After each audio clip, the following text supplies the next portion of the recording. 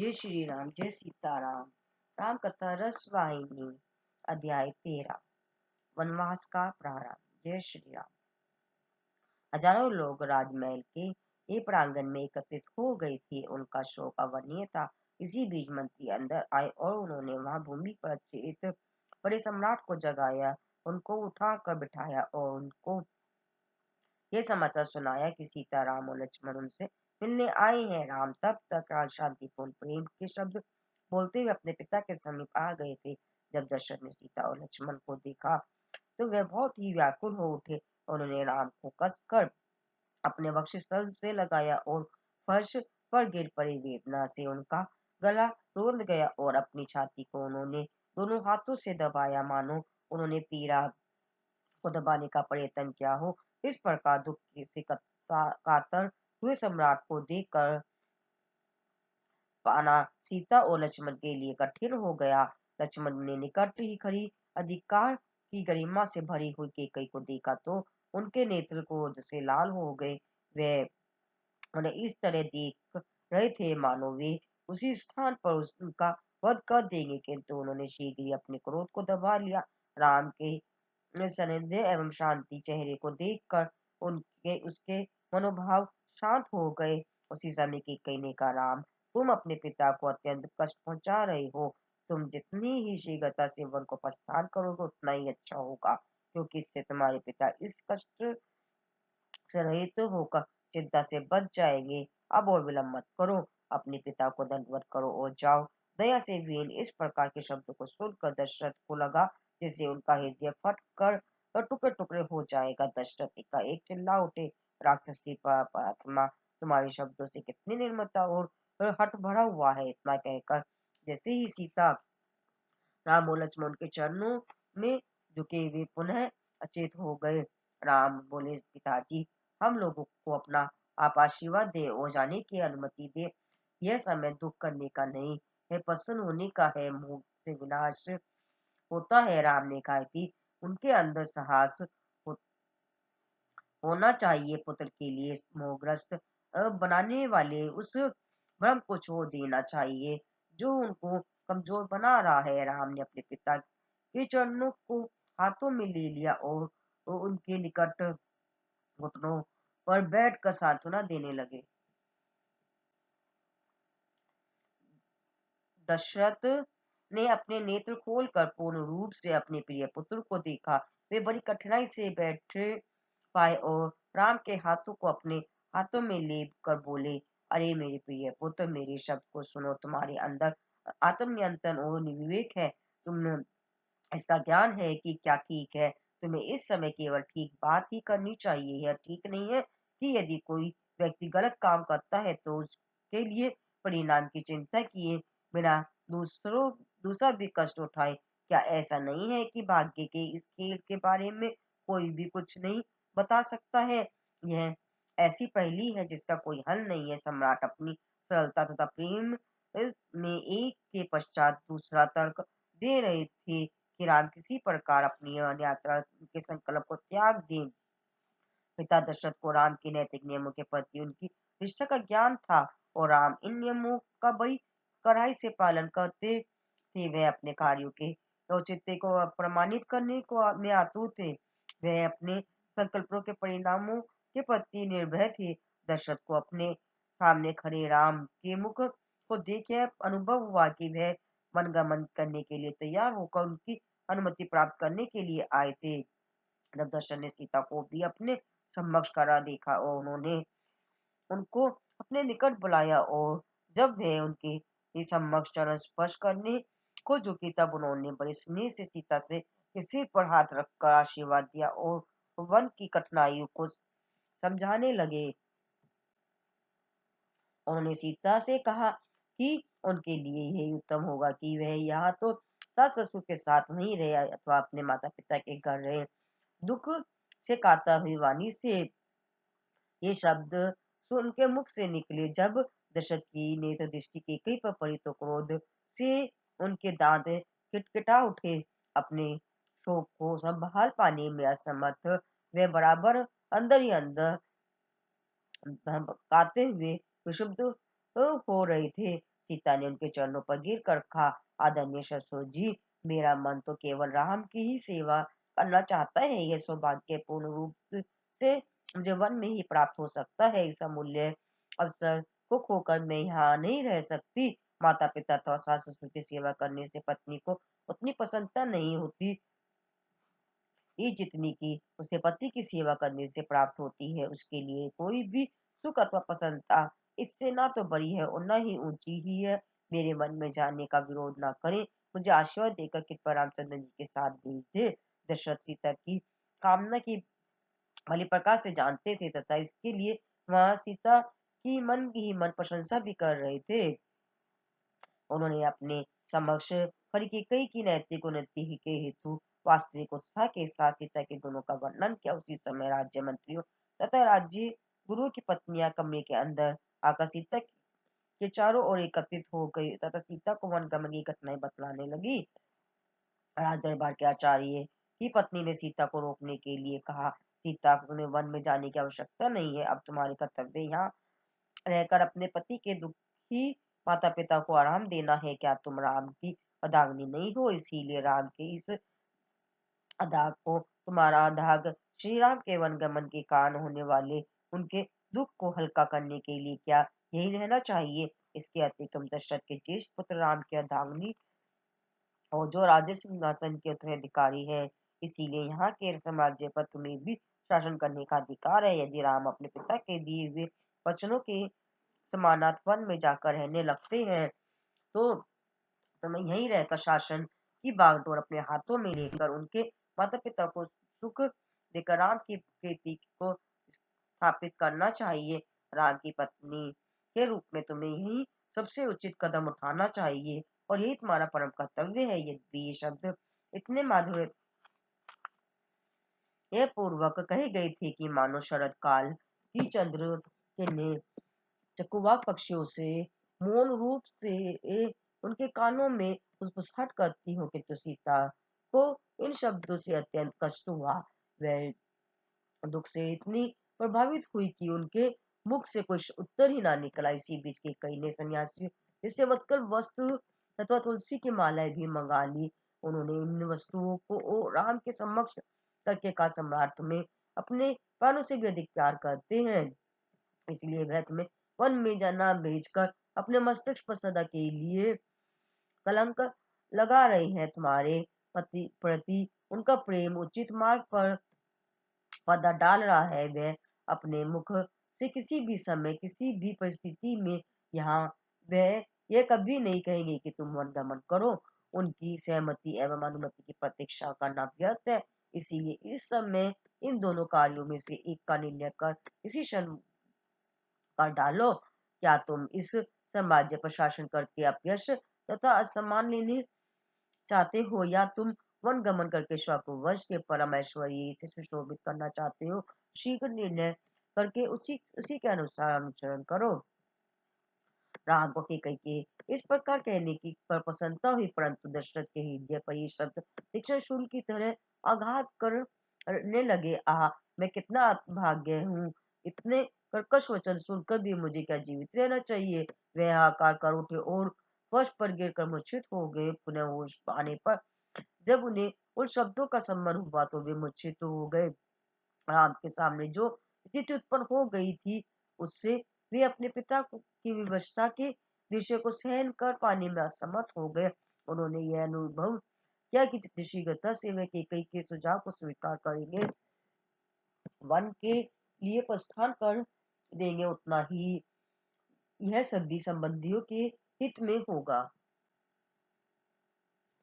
उन्होंने अपनी सौतेली माँ द्वारा लाए गए वस्तुओं को ग्रहण कर लिया और उनमें से एक को अपने चारों ओर लपेटने लगे। दूसरा वस्त्र उन्होंने सीता को दे दिया। सीता उस वस्त्र को अपने हाथ में पकड़े खड़ी हुई थी और उनका सिर दुविधा से था कि वे इस वस्त्र को किस प्रकार पहने, क्योंकि उन्हें वह वस्त्र बहुत छोटा कपड़े का टुकड़ा मात्र प्रतीत हो रहा था। राम ने अपना वस्त्र पहले ही धारण कर लिया था। वे सीता के निकट आकर बहुत धीमे स्वर में उनसे बोले।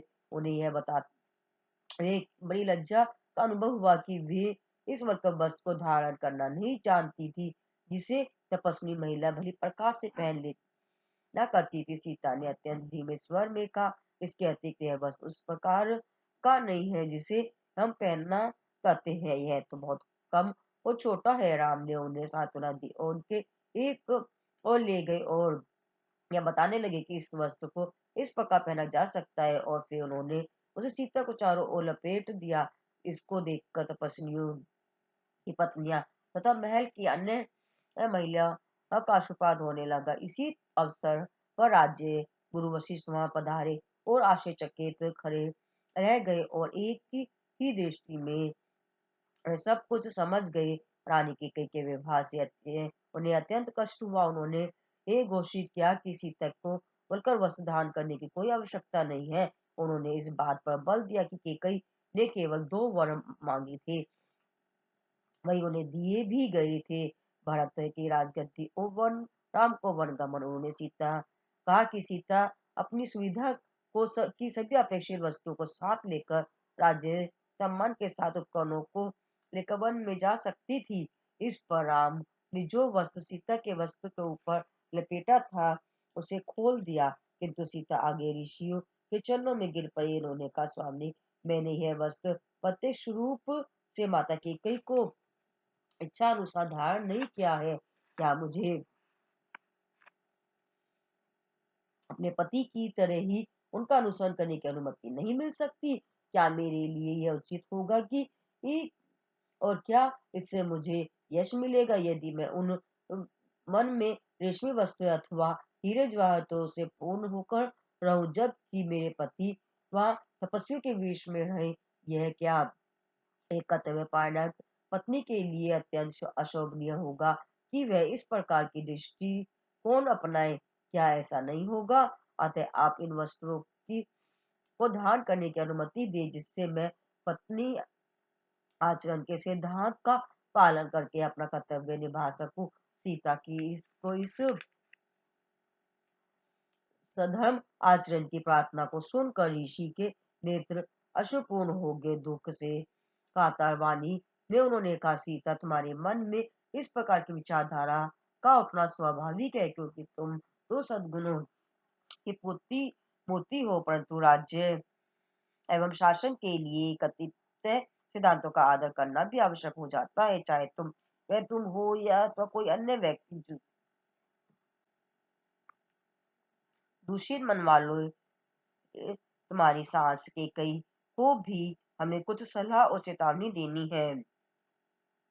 वास्तव में आज के दिन तुम्हारे पति का इस राज्य के लिए राज्याभिषेक होने वाला था, परंतु परिस्थितियां इस प्रकार की उत्पन्न हो गई कि वह ना हो सका। किंतु इतना मैं आवश्यक कहूंगा कि राम के स्थान पर भरत का राज्याभिषेक करना एक राजनीतिक अन्याय होगा। केवल सबसे बड़े पुत्र का अधिकार है कि राज्य सिंहासन पर बैठने का है, अन्य किसी का नहीं। यदि वह किसी कारण स्वेच्छा से अपना अधिकार त्याग देता है, जैसा कि राम ने इस समय किया है, तो उनकी अर्धांगिनी के रूप में शासन चलाना तुम्हारा अधिकार है। कोई अन्य तीसरा पक्ष अंत समय तक यह कार्य नहीं कर सकता है। जब वशिष्ठ राजनीतिक नैतिकता के इन नियमों की व्याख्या कर रहे थे, तब कैकेयी के पर भय के लक्षण स्पष्टता से दिखाई पड़ रहे थे, किंतु इस बात से वह निश्चित ही कि सीता को इस प्रकार के अधिकार तथा शक्ति के प्रयोग की इच्छा नहीं थी। फिर भी वशिष्ठ ने सीता के अधिकार की विशद व्याख्या की, किंतु सीता ने उन पर कोई ध्यान नहीं दिया। वह तो राजसी वैभव के वस्तु की अपेक्षा तपस्नी के बनकर वस्तु जैसे वस्तुओं को धारण करने की कामना कर रही थी। राजगुरु की पत्नी ने यह अनुभव किया कि सीता अपने संकल्प से कभी नहीं हटेगी।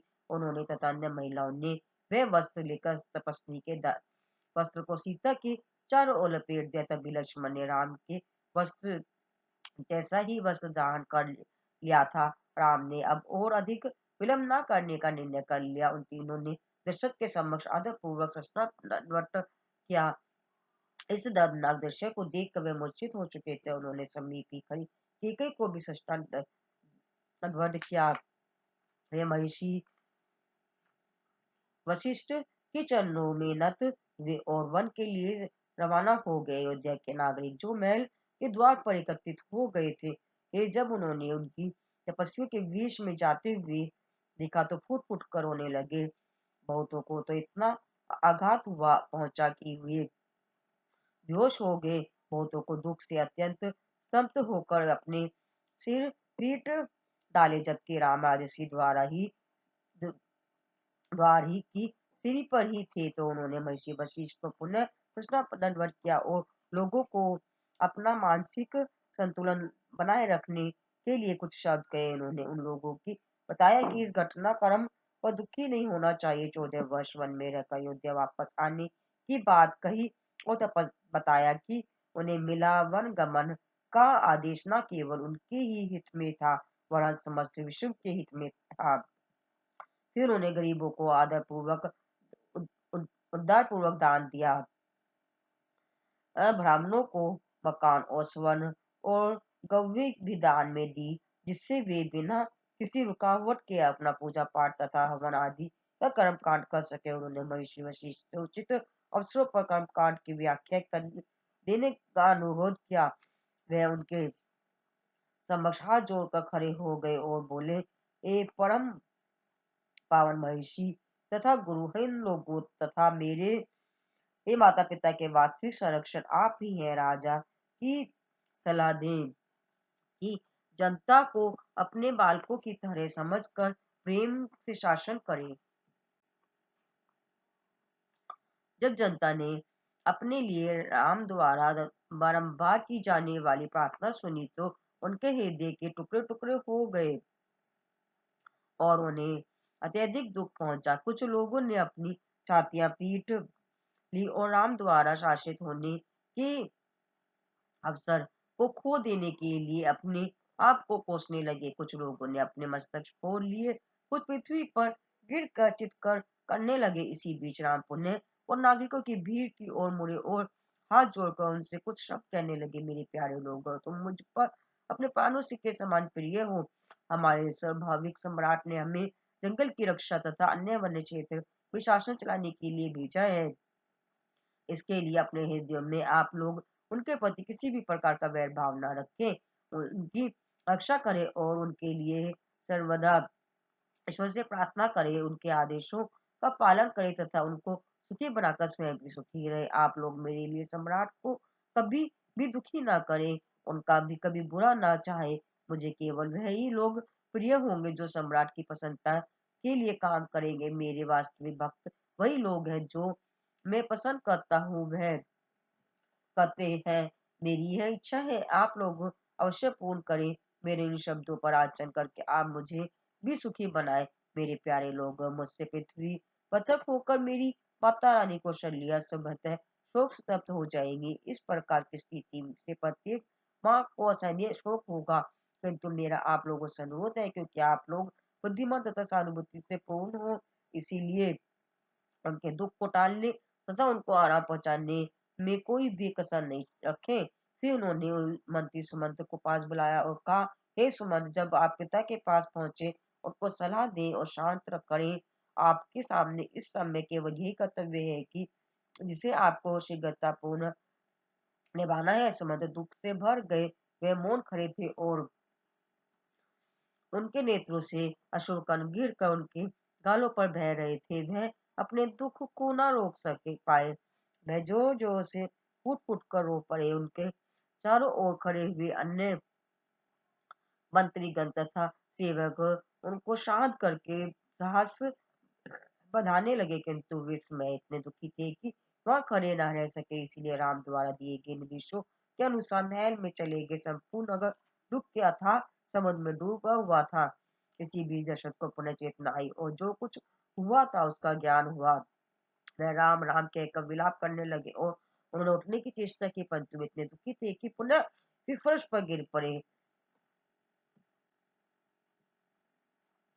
जब वे उठे तब उन्होंने बाहर जाने का प्रयत्न किया, परंतु वे ऐसा न कर सके। उसी क्षण सुमंत ने वहां प्रवेश किया और उन्हें पकड़कर सांत्वना देने लगे, कि तू हृदय में तो दुख का पहाड़ फट पड़ने की हो रहा था। वे किस प्रकार अपने स्वामी को सांत्वना दे सकते थे। उन्हें राम के आदेश का समन हो आया तो किसी प्रकार अपने दुख को दबाकर वे सम्राट के निकट बैठे, परंतु उनके नेत्र से अश्रुधारा भी प्रभावित हो रही थी। बहुत समय तक उनके मुख से एक शब्द ना निकला। दशरथ ने अपने नेत्र खोले और सुमंत को अपने पास बैठे पाया और अपने हृदय में समाये दुख से राम पुकार उठे और कृत मंत्री की गोद में गिर कर फूट फूट कर विलाप करने लगे। फिर वह उठे और दुख से कातर वाणी से बोले, सुमंत्र, राम वन को चले गए किंतु मेरे प्राण अभी भी इस शरीर से नहीं निकले। अब मेरी प्राण इस शरीर में रहकर क्या करेंगे? इनका अब क्या लाभ है? फिर कुछ रुक कर उन्होंने कहा, इसी समय शीघ्र ही राम के पीछे जाओ, रथ लेकर शीघ्र ही चले जाओ। मेरी बेटी अति सुकुमार है, मेरी पुत्र वधु धूप की गर्मी नहीं सह सकती है। उसके कमल के समान पैरों के तलुओं में छाले पड़ जाएंगे। शीघ्रता करो, रथ लेकर जाओ। ये था श्री राम का तरस वाहिनी का अध्याय 13, वनवास का प्रारंभ। बोलो जय श्री राम, जय सीताराम।